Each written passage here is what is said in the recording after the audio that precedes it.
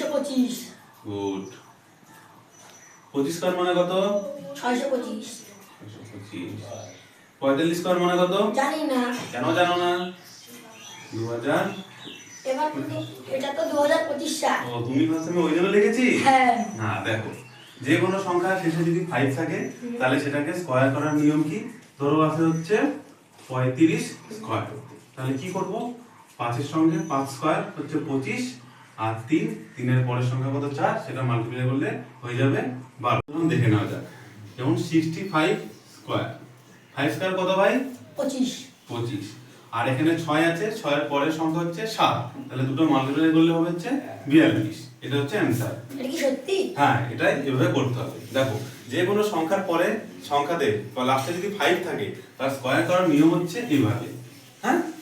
আমি কি ফোনে যে মেরে দেখবো যে সত্যি এটা ঢপ মারছে? হ্যাঁ, দেখো।